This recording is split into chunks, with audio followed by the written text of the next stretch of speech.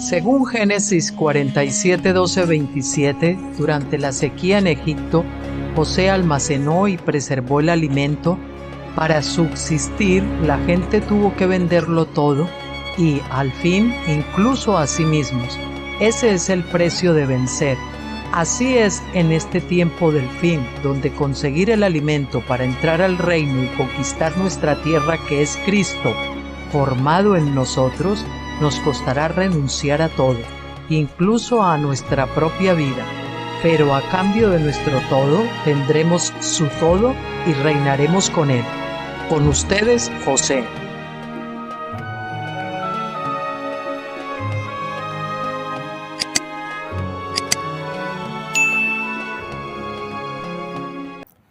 Buenas tardes a todos, bienvenidos a comenzar una nueva semana.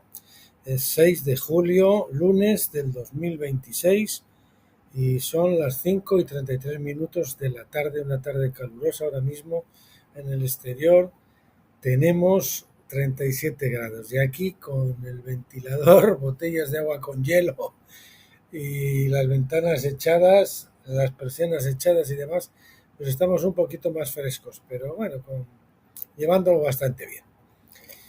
Bueno, hoy vamos a retomar, como les anunciábamos el viernes, el Evangelio de San Juan, el libro segundo, Manifestando la Gloria de Dios, y veremos el capítulo 17 y el 18.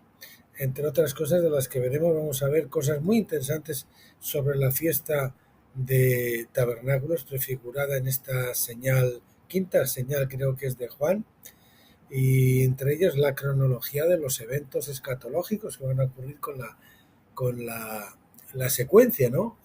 En el tiempo, cómo van a ocurrir esos eventos escatológicos en la fiesta de tabernáculos, en trompetas, donde veremos la resurrección, ¿verdad? De los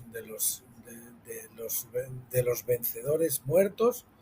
Después veremos la fiesta de la expiación, 2 semanas, creo que son 2 semanas más tarde, o 10 días más tarde, y también veremos luego pues los días, el primer día de tabernáculos, donde los vencedores que estén vivos son transformados y se unen con los vencedores que han resucitado, y veremos como a la mitad de la fiesta, en el quinto día, se juntan la cabeza y el cuerpo, y en el octavo día son presentados también al Padre como la presentación del primogénito de Dios, el primogénito de los vencedores, y así sucesivamente. Así que no se lo pierdan, estén muy atentos. Y anunciarles lo que veremos para el miércoles, Dios mediante, retomar la autoridad espiritual de Wasman Nee, papá Wasman Nee, por lo menos para mí, que fue mi primera nodriza espiritual. Le tengo un cariño y un aprecio muy especiales desde siempre. Y veremos el capítulo tercero, que son los casos de rebelión en el Antiguo Testamento. Continuando con los casos de rebelión, trataremos sobre la rebelión de Cam, el fuego extraño ofrecido por Nadab y Abiud, los hijos de Aarón, la murmuración de Aarón y María,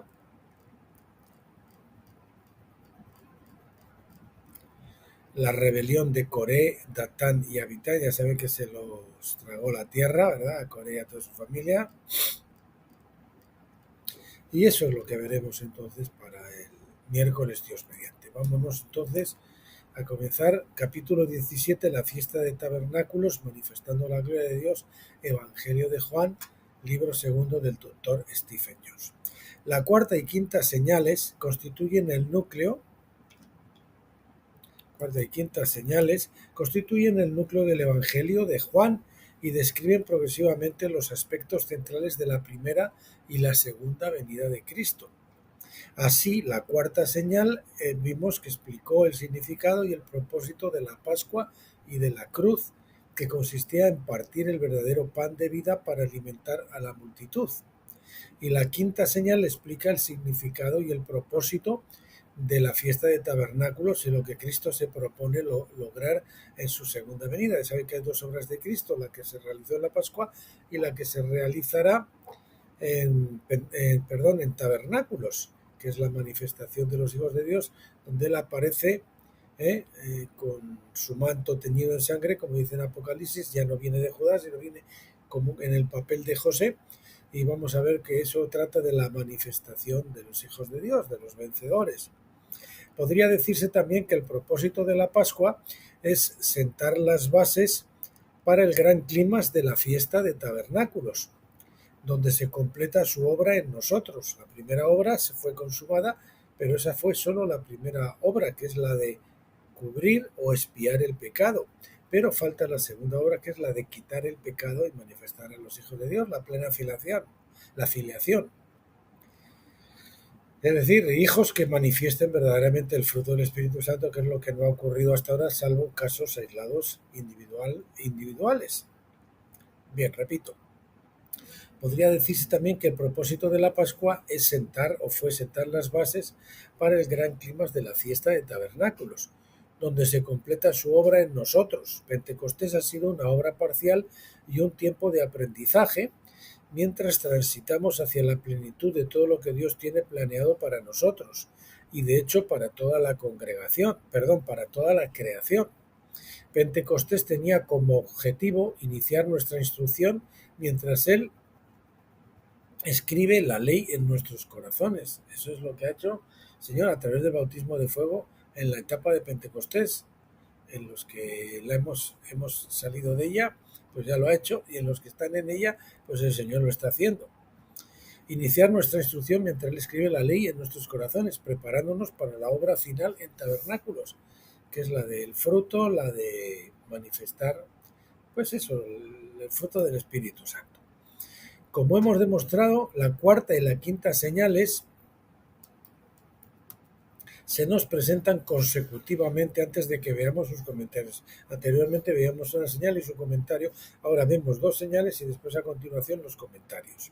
El comentario sobre la cuarta señal se encuentra en la segunda mitad del capítulo 6 y luego los capítulos 7 y 8 conforman el comentario sobre la quinta señal. Jesús guarda tabernáculos. Jesús celebró la fiesta de tabernáculos cuando estuvo aquí, en la primera venida. Juan 7, del 1 al 2, comienza el comentario sobre la quinta señal. Después de esto, Jesús andaba por Galilea, pues no quería andar por Judea, porque los judíos querían matarlo. Se acercaba la fiesta de los judíos, la fiesta de tabernáculos. En este caso, los judíos eran los líderes religiosos, no el pueblo llano. Sin embargo, el pueblo admiraba a sus líderes y confiaba en sus decisiones, creyendo en su mayoría que habían sido elegidos como agentes de Dios. Esa confianza en las decisiones de sus líderes no eliminaba por completo la responsabilidad del pueblo. Nosotros sí que tenemos que tener confianza en el liderazgo si creemos que está puesto por Dios y demás, ¿no? Pero si el liderazgo no anda como debe andar, eso no nos exime a nosotros de toda la responsabilidad.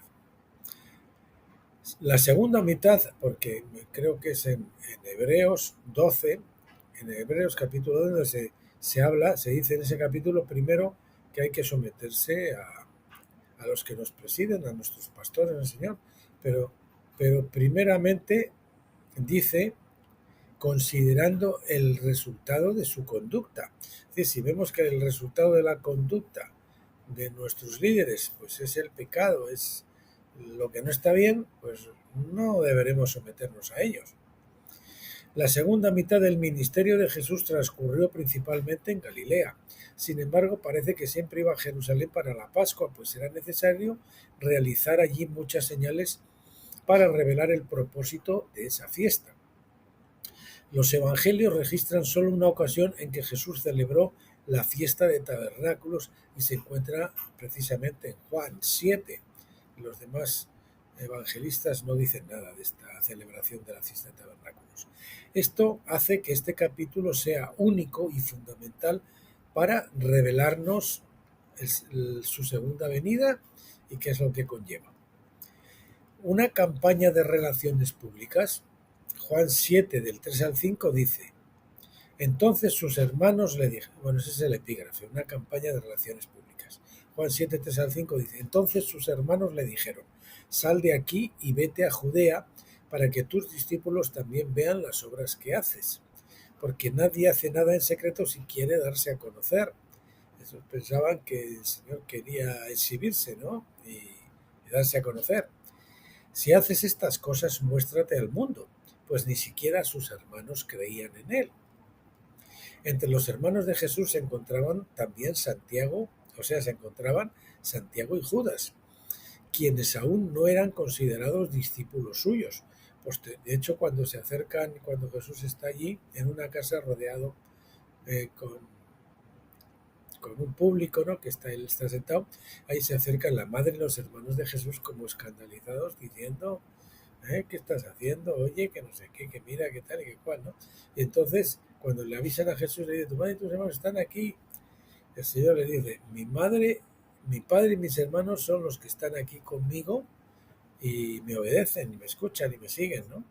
Esos son mis verdaderos. Y así lo debemos considerar nosotros por encima de nuestros familiares en la carne, a nuestros señores, por supuesto, y sobre todo también a los hermanos en Cristo fieles. Entre los hermanos de Jesús se encontraban Santiago y Judas, quienes aún no eran considerados discípulos suyos. Posteriormente, tras su conversión, ambos escribieron epístolas que se incluyeron en el Nuevo Testamento. Ahí tenemos la epístola de Santiago y la epístola de Judas. Sin embargo, en ese momento de sus vidas no creían plenamente en él, a pesar de que obviamente conocían su capacidad para realizar milagros. Lo sabían y veían que el Señor lo hacía, pero todavía no creían que él era realmente el Hijo de Dios, el Mesías. El relato de Juan no especifica qué discípulos pensaban que Jesús debía hacer lo necesario para ganar fama, o sea, hacer una campaña publicitaria de marketing. Parece indicar que los 12 no creían realmente en él en ese momento, ni siquiera los 12, ni siquiera sus propios hermanos. Sin duda todos habrían profesado fe en Cristo entonces, pero habían decidido seguir a Jesús, pero su fe aún era insuficiente y madura para vencer. Hay diferentes niveles de fe, tenemos que crecer de fe en fe, de gloria en gloria, de victoria en victoria. También es importante destacar que en este capítulo no se menciona a los discípulos de Jesús. Parecen quedar en un segundo plano. Si nos atenemos al texto literal, dice que Jesús envió a sus hermanos a Jerusalén, a los hermanos físicos de Jesús, hijos de la misma madre, pero no del mismo padre. El padre de Jesús sabemos que era el mismo padre putativo, sí, pero el padre real de Jesús el padre espiritual era engendrado del Espíritu Santo, era Dios, Padre. No sabemos con certeza si los discípulos los acompañaron a Jerusalén, si fueron después con Jesús o si se quedaron atrás. Juan 7, del 6 al 9, da la respuesta de Jesús. Entonces Jesús les dijo a sus hermanos, aún no ha llegado mi hora, pero a vosotros siempre os llega vuestro tiempo. El mundo no puede odiaros a vosotros, pero a mí me odia porque yo doy testimonio de que sus obras son malas. Subid vosotros a la fiesta, yo no subo a esa fiesta porque aún no ha llegado mi hora. Habiendo dicho esto, se quedó en Galilea. Jesús envió a sus hermanos a Jerusalén para asistir a la fiesta, mientras que él permaneció en Galilea. Nótese que esto se realizó siguiendo el mismo patrón que en la quinta señal, donde Jesús envió a sus discípulos delante de él hacia Betsaida o Cafarnaúm. Los acontecimientos de Juan 7 guardan un paralelismo directo con la señal de Juan 6 y explican el significado profético de dicha señal. Siguiente epígrafe. Jesús llega tarde. Bueno, llega tarde según ellos, ¿no? Porque Jesús nunca llega tarde, siempre llega a su hora. Juan 7, versículo 10 dice, pero cuando sus hermanos hubieron subido al banquete, él también subió, no públicamente, sino como en secreto. Después que su padre subieron, no sabemos si al mismo día o después detrás de ellos, pero subió en secreto. Esta llegada en secreto es similar a su llegada en medio del lago cuando caminó sobre las aguas. Recordemos que a la mañana siguiente la gente lo buscó, pero no lo encontró. Fue solo más tarde cuando descubrieron que había caminado sobre las aguas durante la cuarta vigilia de la noche. Así, en cada caso vino en secreto. Sin duda, esto debe profetizar algo sobre su segunda venida. Sus hermanos probablemente llegaron 1 o 2 días antes de la fiesta para preparar sus cabañas en la ladera cerca de Jerusalén o en la azotea de alguna casa. El momento exacto de la llegada de Jesús se mantuvo en secreto para que los hombres no comprendieran demasiado pronto el momento de su segunda venida. Quizás fue el primer día de la fiesta de tabernáculos porque ese es el tiempo profetizado del nacimiento de los vencedores, el primer día de la fiesta de tabernáculos. Hemos dicho que los vencedores muertos ya habían resucitado unos días antes, 2 semanas antes creo, en la fiesta de las trompetas, en la resurrección, la superresurrección o exanastasis. Sin embargo, Jesús permaneció oculto hasta la mitad de la fiesta. Bueno, dice, repito, quizás fue el primer día de la fiesta de tabernáculos porque ese es el tiempo profetizado del nacimiento de los vencedores vivos como hijos de Dios. Los que están vivos que son transformados, ¿verdad? Y entonces nos unimos con los que ya resucitaron, los vencedores de pasadas generaciones que habían muerto, y nos unimos todos, todo el cuerpo de vencedores, el cuerpo completo, el primogénito, el varón multimiembro primogénito. Sin embargo, Jesús permaneció oculto hasta la mitad de la fiesta, o el hijo varón, si quieren, como le llaman las escrituras, como veremos pronto, para profetizar otros detalles de su venida. Sin embargo, Jesús permaneció oculto hasta la mitad de la fiesta, como veremos pronto, para profetizar otros detalles de su venida. Juan 7, del 11 al 13 dice: los judíos lo buscaban en la fiesta y decían: ¿dónde está? Había mucha murmuración entre la multitud acerca de él. Algunos decían: es un buen hombre. Otros decían: no, al contrario, engaña a la multitud. Pero nadie hablaba abiertamente de él por temor a los judíos. Los judíos, es decir, sus líderes religiosos, lo esperaban con ansias para arrestarlo y ejecutarlo. La multitud también lo esperaba, y quizás muchos habían acudido al banquete con la esperanza de que realizara algún milagro. Sus opiniones sobre él eran diversas, pero comentaban estas cosas en privado por temor a los líderes judíos, es decir, a los líderes religiosos. A la mitad del banquete, o a la mitad de la fiesta, ¿no? Es cuando sube el Señor. Juan 7:14 dice: pero cuando llegó la hora de la fiesta, Jesús subió al templo y comenzó a enseñar. Juan no dice que Jesús llegara a Jerusalén a la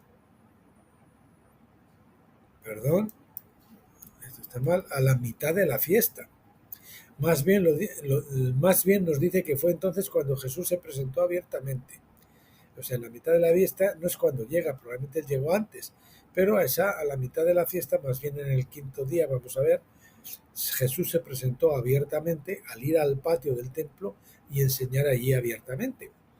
¿Qué día corresponde a la mitad de la fiesta? Si consideramos que la fiesta dura 7 días, entonces sería lógico pensar en el cuarto día, que está en el medio, ¿no? Sin embargo, el paralelismo en el Evangelio de Juan presenta 8 señales milagrosas que representan los 8 días de tabernáculos. Estas se dividen naturalmente en 7 más 1, porque son 8 días. El último día de la vida, considerando eso, sería naturalmente en 7 más 1, sería el cuarto día. Estas se dividen en 7 más 1.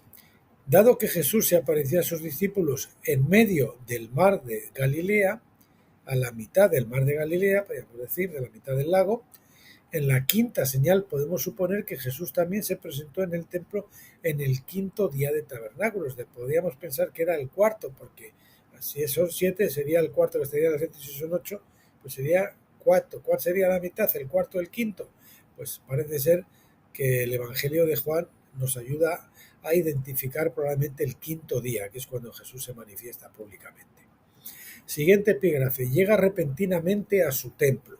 Su llegada al templo cumplió la profecía de Malaquías 3:1, que dice así: he aquí, yo envío a mi mensajero, es decir, Juan el Bautista, y él preparará el camino delante de mí, es decir, Dios por medio de su agente, el Mesías. Y el Señor, a quien vosotros buscáis, vendrá súbitamente o de repente a su templo. Y el mensajero del pacto, es decir, el Mesías, en quien os deleitáis, he aquí que viene, dice el Señor de los ejércitos. Juan el Bautista preparó el camino para el Mesías. Marcos 1:2, específicamente para que el Mesías pudiera ir a su templo en la fiesta de tabernáculos. En Juan 7, Malaquías no conocía el momento preciso de su llegada al templo, ya que esto era parte del secreto, que se revelaría más tarde cuando Jesús llegara de repente o súbitamente, es decir, inesperadamente.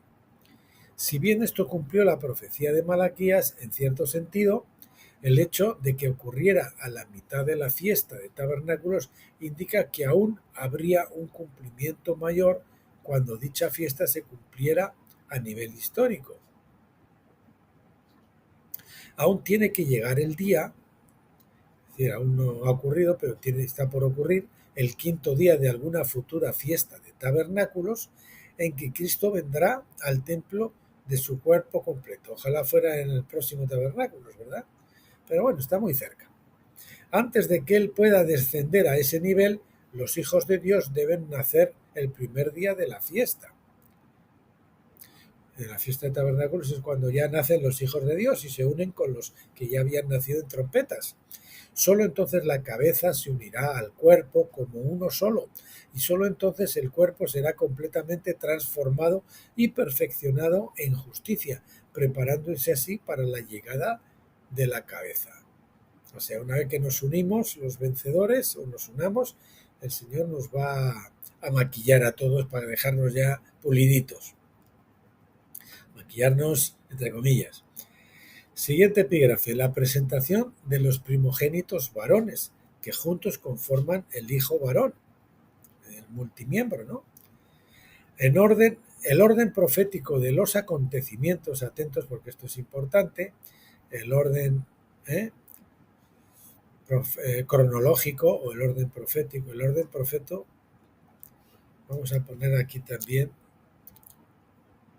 orden cronológico de los eventos. Vamos a ponerlos también en el título del epígrafe y vamos a ponerlo en azul. Vamos a ver. Perdón, que esto no lo he hecho bien del todo.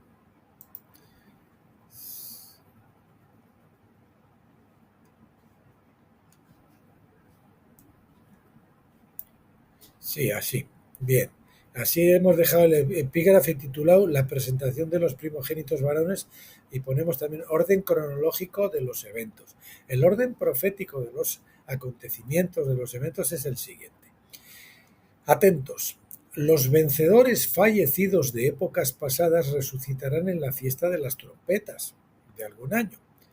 El primer día del séptimo mes. El séptimo mes, que ahora no es el séptimo porque ahora el séptimo mes era antiguamente, ahora es en octubre, septiembre, octubre, bueno, según nuestro calendario. Para los judíos sí es el séptimo mes.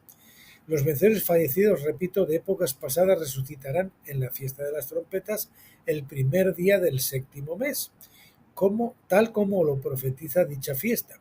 2 semanas después, y 2 semanas después yo había dicho, sí, porque creo que es 10 días después es expiación y 3 días después es entonces cuando ya comienza tabernáculos. La fiesta de las trompetas, 2 semanas después, los vencedores vivos nacerán, es decir, serán transformados, cambiados. Eso es el rapto, la recepción del cuerpo glorificado, pero aquí en la tierra, no en el cielo, tal como lo profetiza dicha fiesta. 2 semanas después los vencedores vivos nacerán, es decir, serán transformados y serán transformados completamente a la imagen de Cristo, para que todos los vencedores puedan unirse verdaderamente como un solo cuerpo. Por lo tanto, el primer día de tabernáculos, de la fiesta de tabernáculos, el cuerpo estará casi, dijimos casi completo, faltando solo la cabeza. Una vez que el cuerpo completo de vencedores esté completo,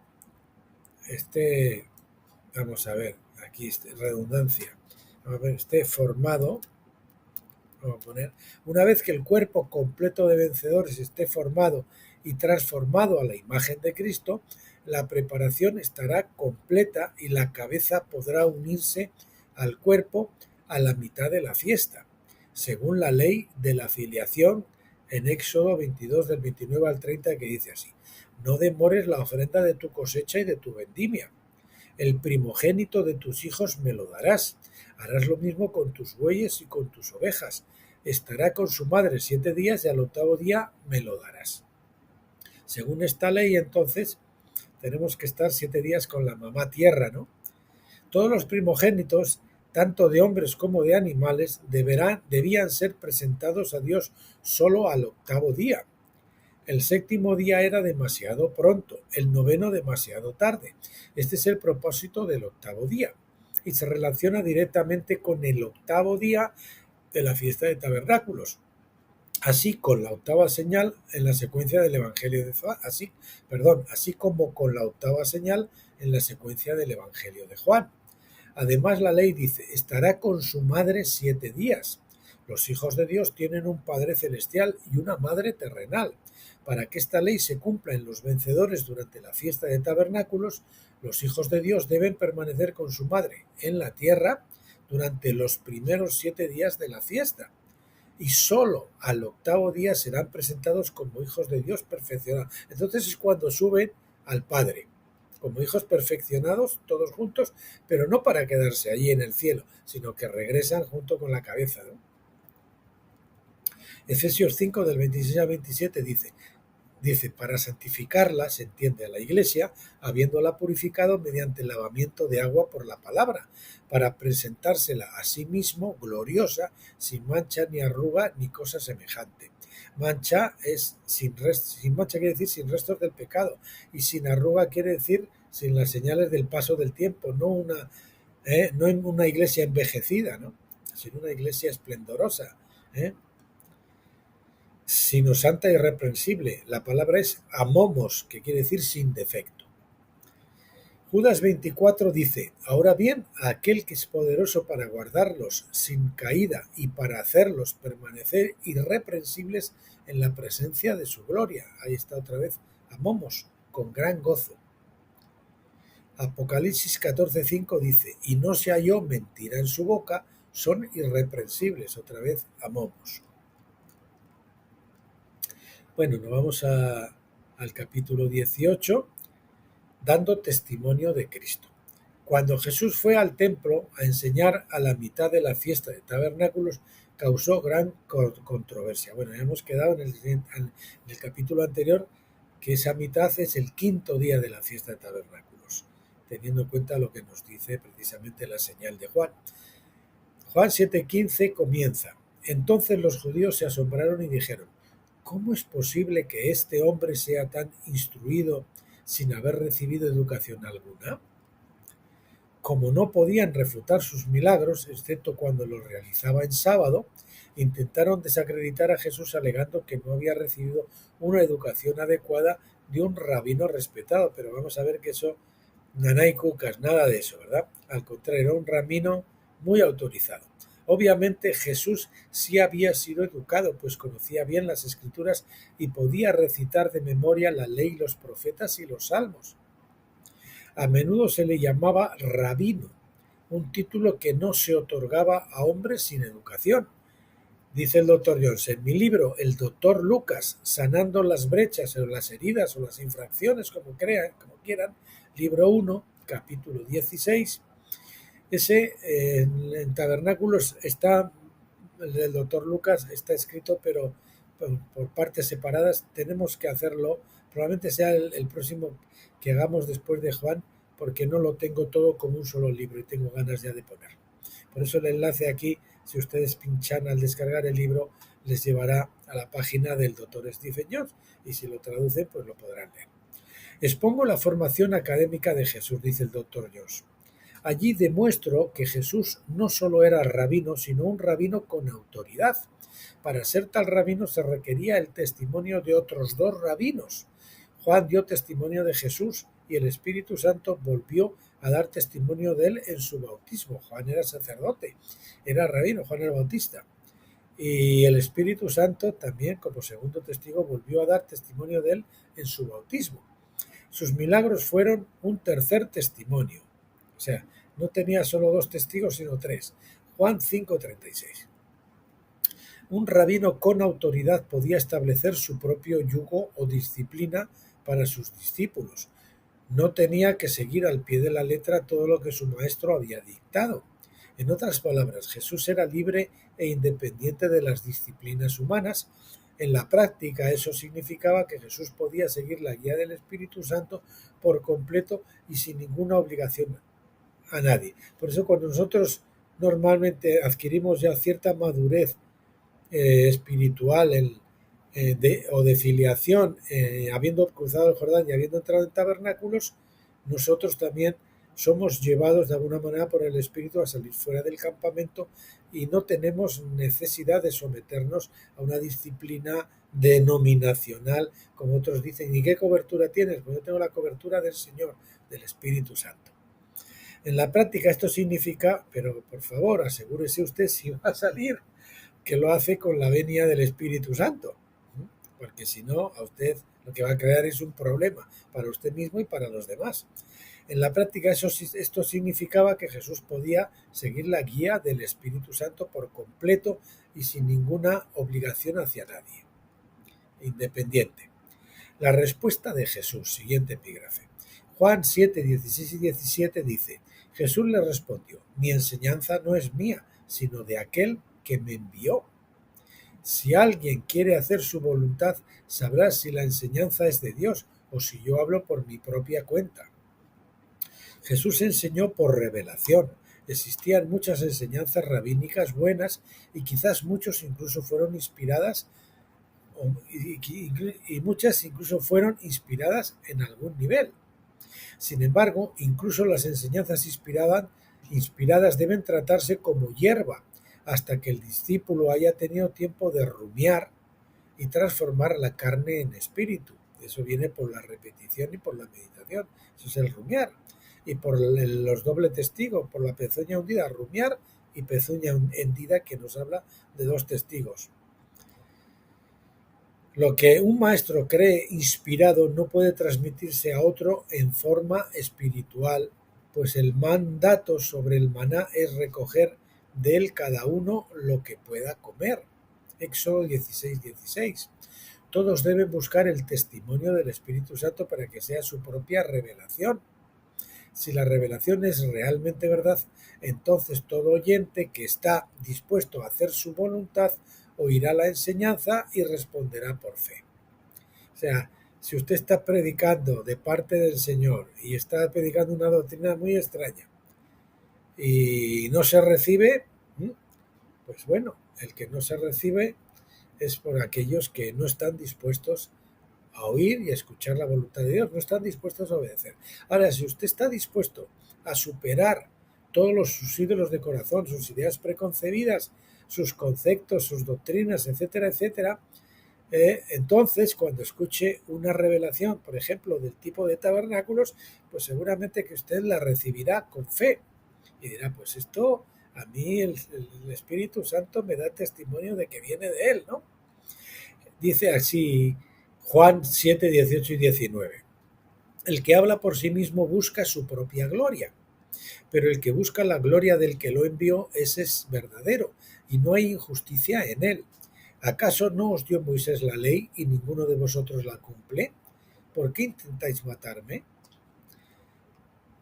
Quienes no enseñan, inspirados por el Espíritu, son personas mundanas, que hablan lo que han aprendido de otros. Es como aquel que lee un libro, pero no ha dado tiempo al Señor a que le dé revelación, a que vuelva a leer el libro quizás 2, 3, 4 veces o más, y a que pase un tiempo para que el Espíritu Santo, a través de las circunstancias, grabe esa palabra en su corazón y ya deje de ser una palabra prestada y sea una palabra encarnada. Pues eso es lo que les ocurre a las personas mundanas, que hablan lo que han aprendido de otros, de conocimiento, pero no por revelación ni por experiencia. El alma busca su propia gloria y se mueve en un estado de orgullo. De hecho, lo que quieren es darse ínfulas. Oye, dime algo para que tengo que compartir, ¿no? Me han mandado compartir en la iglesia. Mira a ver si me dices algo. Bueno, la persona va a compartir algo que le ha dicho otro, pero que no es carne en su corazón. Lo que único que va a mover va a ser las almas de los oyentes, sus mentes, pero no sus espíritus. De hecho, el orgullo es probablemente la característica principal del hombre mundano, independientemente de la verdad de sus palabras. El orgullo es la medida de la mundanalidad. Jesús buscó hacer la voluntad de su Padre Celestial, buscó dar gloria a aquel que lo envió. Por esta razón no hay injusticia en él. Moisés también fue inspirado cuando dio la ley, porque la ley no provenía de su propia mente, sino de Dios mismo. Así que Jesús puso a Moisés como un ejemplo más de alguien que no buscaba su propia gloria. Aunque era grande, también era humilde, pues Números 12:3 nos dice: ahora bien, Moisés era un hombre muy humilde, más que cualquier otro hombre sobre la faz de la tierra. Esta fue una aclaración entre paréntesis o parentética, sin duda añadida por Eliezer, hijo de Aarón, quien fue el escriba inspirado de Moisés. Después de todo, no es probable que un hombre humilde se proclamara el más humilde de la tierra, ¿verdad? Dice el doctor Jones, como irónicamente, como chiste, ¿no? Esto, bueno, en parte sí, en parte no, porque Jesús decía: aprended de mí que soy manso y humilde. Y era el más humilde de la tierra. El Señor, por supuesto, más que Moisés todavía. Y él decía: aprended de mí que soy humilde. Decía de sí mismo que era humilde. Y Pablo decía: aprended de mí también. O sea que también era humilde Pablo. Y sin embargo decía: aprended de mí. Esta fue una declaración entre paréntesis. Perdón, ya lo hemos leído eso. Los líderes religiosos de la época de Jesús veneraban a Moisés y afirmaban creer en sus enseñanzas. Sin embargo, si hubieran creído verdaderamente en Moisés, también habrían creído en las palabras de Jesús, pues ambos fueron enviados por el mismo Dios e inspirados por el mismo Padre. El hecho de que intentaran matar a Jesús demostró que la ley no estaba grabada en sus corazones. La habían estudiado a fondo con la mente, incluso la sabían de memoria, pero no habían consultado al Espíritu Santo meditando en ella, como manda la ley, Levítico 11, 3 al 4. Las multitudes que escuchaban este intercambio eran ajenas al odio subyacente en los corazones de sus respetados líderes. Ellos no conocían su corazón, claro. Juan 7:20 dice: por eso el Señor les decía: haced lo que ellos digan, pero no hagáis lo que ellos os digan, pero no hagáis lo que ellos hacen.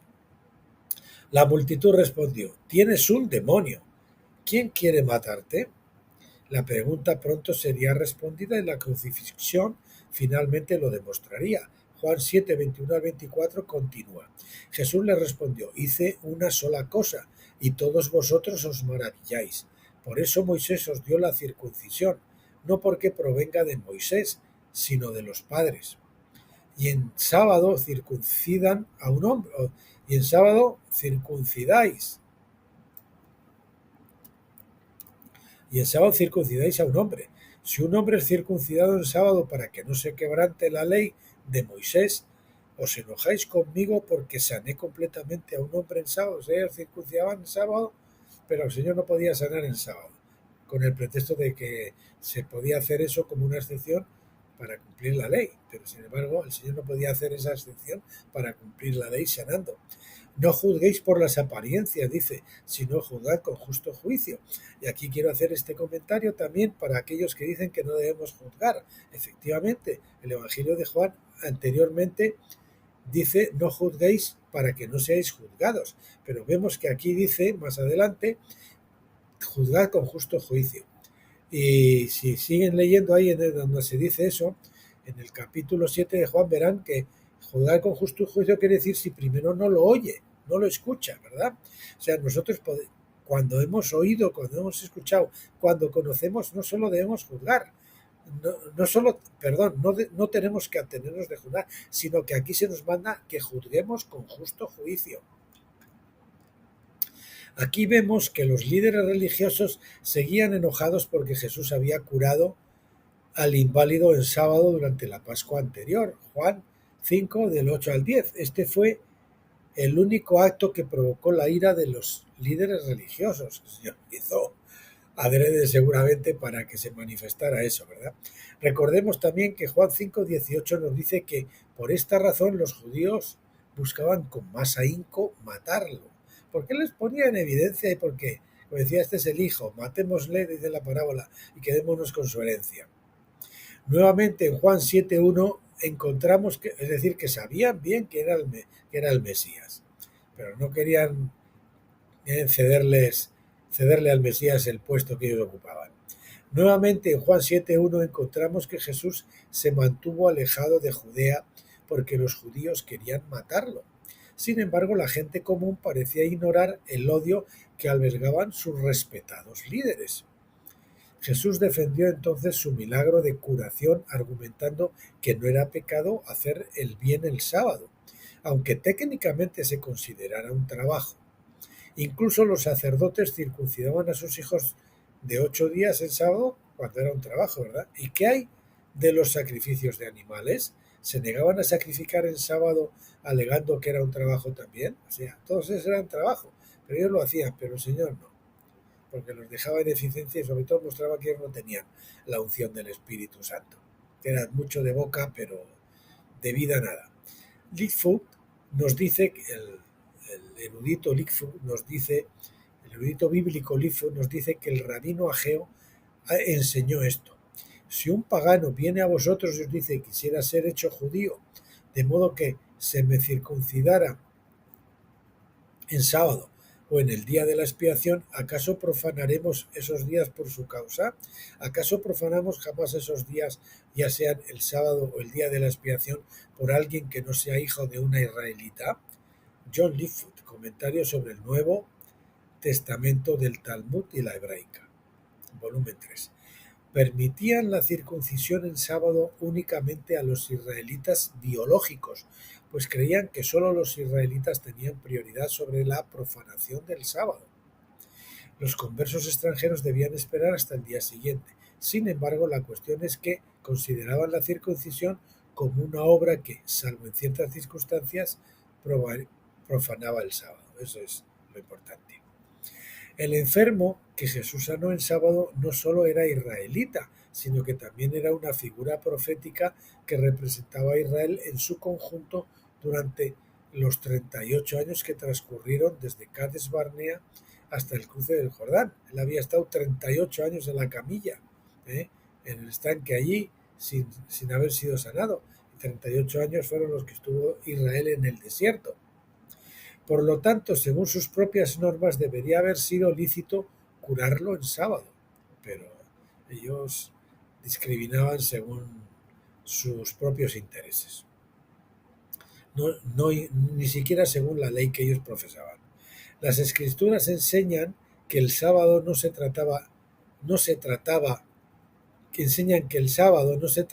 tanto de cesar del trabajo, es de dejar de trabajar, sino de dedicar tiempo a la obra del Padre, es decir, hacer el bien, la obra del Padre que Él nos manda, no cualquier bien, sino el bien que el Padre nos manda. Isaías 58:13 y Hebreos 4:10 muestran que el propósito fundamental del sábado es que dejemos de lado nuestras propias obras y palabras para, en cambio, dedicarnos a la obra de Dios y aprender a proclamar sus palabras como un pueblo que dice amén. O sea, usted no tiene por qué hacer nada si no ha escuchado a Dios. Oye, haz esto, aunque le parezca una buena obra. Juzgar por las apariencias inevitablemente conlleva injusticia. Juzgar con justo juicio solo es posible mediante la revelación del Espíritu, y oyendo, como les decía yo antes. Juzgar con justo juicio solo es posible mediante la revelación del Espíritu, quien es el único que conoce todas las pruebas y que puede interpretar y aplicar la ley según la voluntad de la intención de elegir. Es decir, debemos escucharle, debemos conocer las pruebas y debemos orar para que el Espíritu Santo nos diga si debemos juzgar o no debemos juzgar. Siguiente epígrafe. La respuesta fue mixta. Juan 7 del 25 al 27 dice: Entonces algunos de los habitantes de Jerusalén decían: ¿No es este el hombre al que buscamos ¿Matar? Mirad, está hablando en público y no le dicen nada. ¿Acaso los gobernantes saben que este es el Cristo? Sin embargo, nosotros sabemos de dónde es este hombre, pero cuando venga el Cristo nadie sabrá de dónde vendrá. Al parecer, algunos percibieron que los líderes religiosos buscaban una excusa para matar a Jesús. Algunos sí que se daban cuenta. Sin embargo, no quisieron hacerlo durante la fiesta para no profanarse y poder celebrar la fiesta. Otros dudaban de que Jesús fuera el Cristo porque sabían de dónde venía. La opinión generalizada era que el Mesías nacería en Belén, luego desaparecería de la vista pública y finalmente reaparecería repartiendo maná del cielo. Quizás su creencia se basaba en el hecho de que Moisés había desaparecido durante 40 años cuando se fue a Madián. De la conversación anterior parece que la gente sabía que él había nacido en Belén y que luego había desaparecido de la vista pública. Así leemos en Juan 7, 28 y 29. Entonces Jesús clamó en el templo, enseñando y diciendo: vosotros me conocéis y sabéis de dónde vengo, pero yo no he venido por mi propia cuenta, sino que el que me envió es verdadero, a quien vosotros no conocéis. Yo lo conozco porque procedo de él y él me envió. Jesús nació en Belén, como se esperaba. Desapareció durante 30 años, primero en Egipto y luego en Nazaret. También hay indicios, y decimos indicios, de que su tío abuelo José de Arimatea, que al parecer poseía minas en Inglaterra, en Gran Bretaña, era rico, no sé si eran de estaño de qué, era muy rico, lo llevó en sus barcos mercantes a Gran Bretaña e incluso a la India. Pero regresó a los 30 años para ser bautizado por Juan y comenzar su ministerio público. Bueno, estas cositas las cuenta, que están aquí, las cuenta el doctor Stephen Jones en sus libros de historia de la Iglesia, que los tienen ustedes en el blog Tabernáculos, pero estos todavía no están grabados en este canal de YouTube. La controversia no giraba en torno a su lugar de nacimiento, sino a su misión y a si era o no el mensajero del nuevo pacto.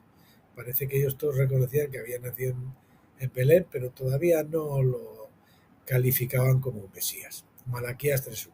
Algunos creían, otros no, pero la mayoría aún no se había decidido o esperaba a que sus líderes lo hicieran para saber qué creer. Vamos a ver si los líderes se mojan primero, ¿no? Nosotros, por si acaso, vamos a callar y a esperar. Bueno, mis queridos amigos y hermanos, para el próximo día que abordemos Juan, veremos el 8º día de Tabernáculos, que es el principal día de la fiesta, donde termina la fiesta, y veremos también el siguiente capítulo, el capítulo 20, asesoramiento legal de Nicodemo. Nicodemo es cuando les dijo: cuidado, que mejor que os aseguréis lo que vais a hacer, porque no vaya a ser que os estéis oponiendo al Señor. Bien, queridos amigos, gracias por acompañarme hasta aquí.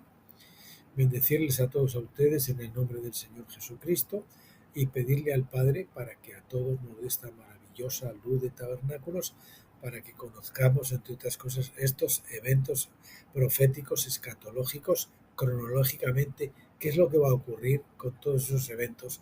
Les remito, como siempre, a las leyes de la segunda venida, un libro magistral maravilloso del doctor Stephen Jones, que lo pueden descargar y que también lo tienen ya grabado aquí en línea. Así que pedimos al Padre esa maravillosa luz de tabernáculos y también la paciencia para recibir esa luz, rumiarla, no comerla como hierba, sino dejar que se transforme en alimento sólido, ¿verdad? En alimento espiritual, en alimento vivo, encarnado en nuestros corazones. Pues sin más que añadir, emplazándolos hasta el miércoles, Dios mediante, para retomar a Wasman Nee, autoridad espiritual de Wasman Nee. Hasta entonces, como siempre, pásenlo bien.